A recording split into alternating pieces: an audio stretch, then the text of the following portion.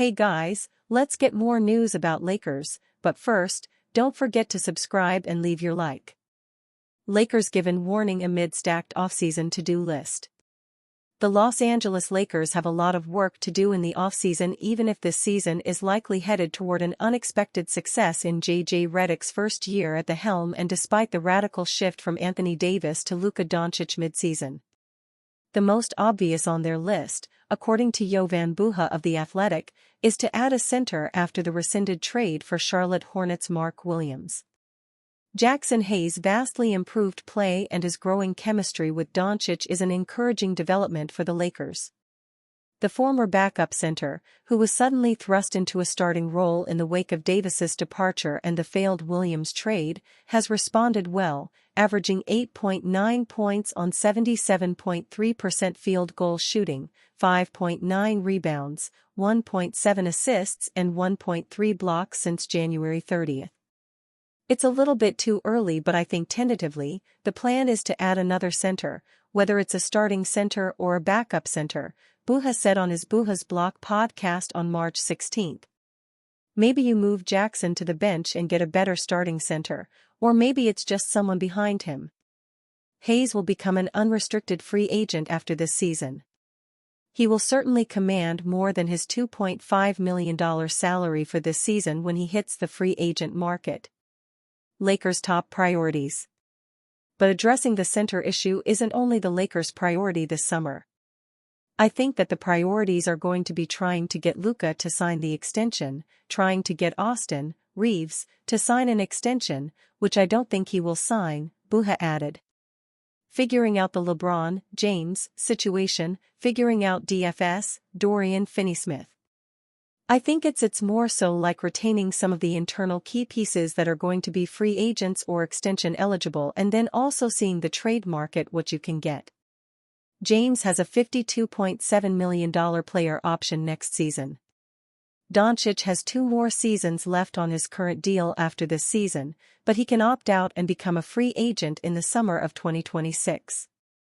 Meanwhile, Reaves has already outplayed the 4-year, $54 million extension he signed in the summer of 2023.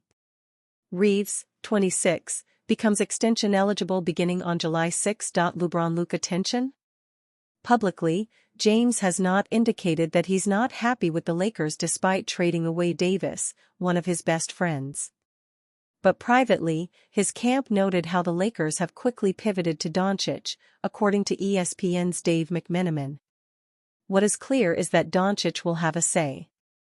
And it wasn't lost on James' camp, sources said, that Pelinka prioritized Doncic's involvement upon his arrival and immediately engaged in the Williams trade that he'd asked for, when James had for years wanted the team to trade its picks to improve its roster, McMenamin wrote on February 10.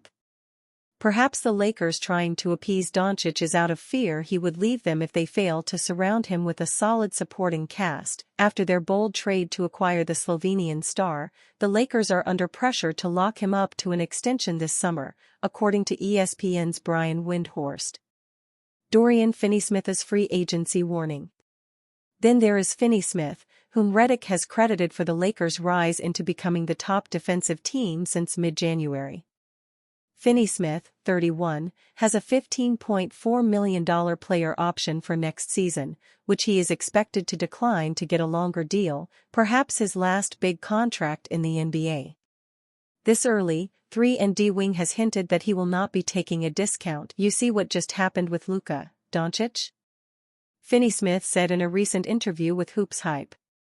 So, you've got to make sure you take care of yourself first, Finney-Smith quickly added. We need to finish the season strong. If we win, everybody eats, smiles. But what if they don't win? While the Lakers avoided coughing up a first-round draft capital for Finney-Smith, sending out 3 second-round picks would also be proved costly for just a half-year rental. J.J. Redick reveals Lakers' goal ahead of playoffs. Doesn't want basketball gods to punish them. J.J. Redick spoke after the Los Angeles Lakers' 120-108 win over the Denver Nuggets. When talking about the team's goals heading into the playoffs, Redick noted that having home court advantage would be nice. But he and the team cannot lose focus from their one game at a time approach, because if they do, the basketball gods could punish them for it. Reporter, you've been pretty clear with us that the goal is to make the playoffs.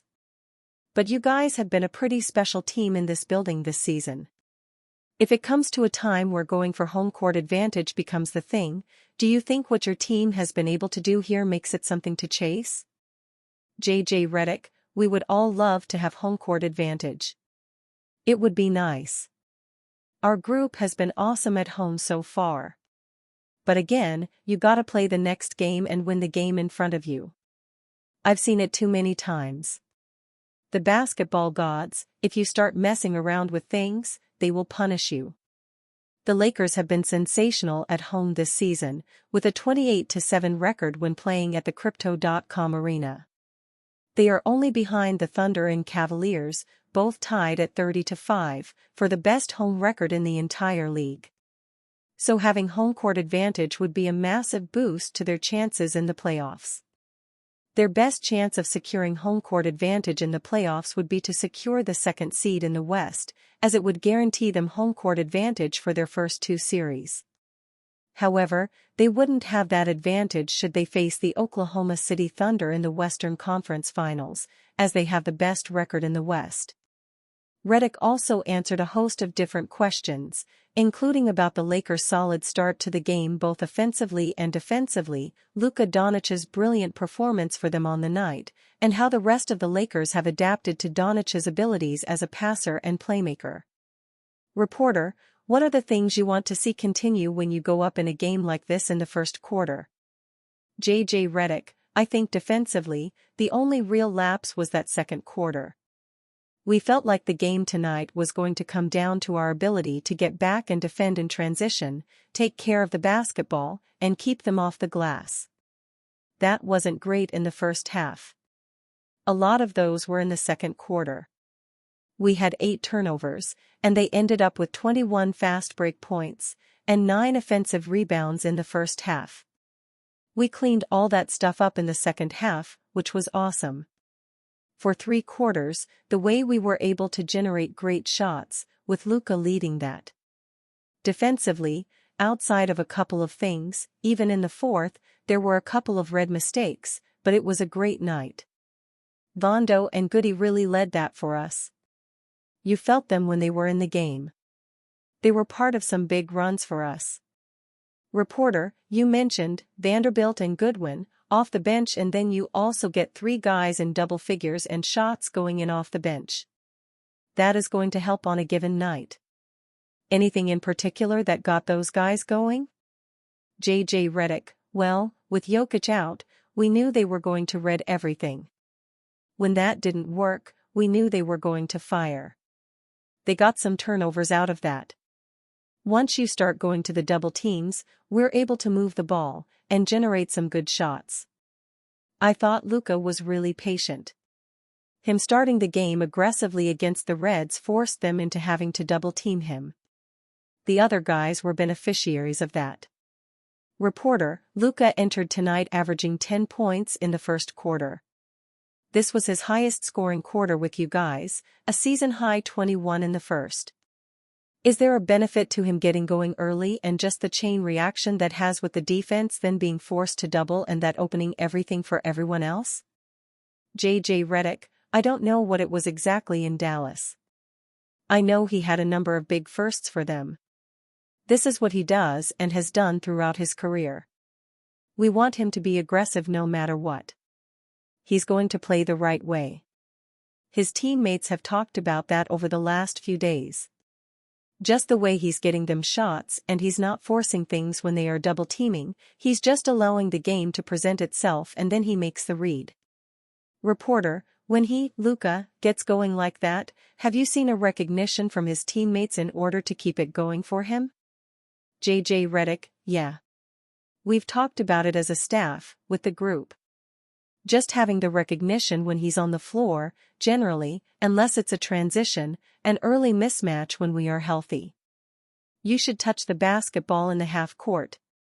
The Lakers won against the Nuggets last night, thanks to Luka Doncic dropping 31 points, 10 to 21 FG, 8 rebounds, 7 assists, 2 steals, and 1 block.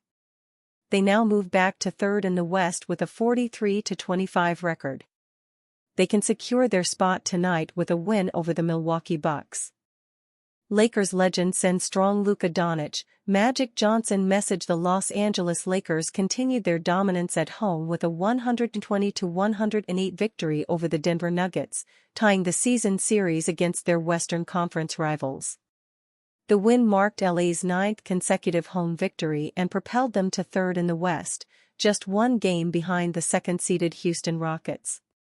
Luka Doncic once again stole the show, leading the Lakers with 31 points, 9 rebounds, and 7 assists, while Austin Reeves added 22 points, 5 rebounds, and 8 assists. The Slovenian superstar has now scored 30-plus points in 8 games since joining LA and continues to showcase his game-changing impact on the team's offense. Doncic also made franchise history, scoring 21 points in the first quarter alone, making him the youngest point guard in Lakers history to score 20-plus points in a single quarter, via StatMamba. His elite playmaking and court vision have drawn comparisons to Lakers legend Magic Johnson, with NBA Hall of Famer James Worthy praising the 5-time All-Star after the game. "I haven't seen anybody like this kid since Magic Johnson, control the game the way he does," Worthy said via Spectrum Sportsnet. Doncic has been a game-changer since arriving in Los Angeles from the Dallas Mavericks last month. In 16 games, he is averaging 26.5 points, 8.8 rebounds, and 8.0 assists, leading the Lakers to an 11-5 record in those matchups. The Lakers, 43-25, will quickly shift their focus to their next challenge, as they prepare to face the Milwaukee Bucks on the second night of a back-to-back. Are you a fan? What do you think of Michael Malone's statement? Leave your opinion in the comments.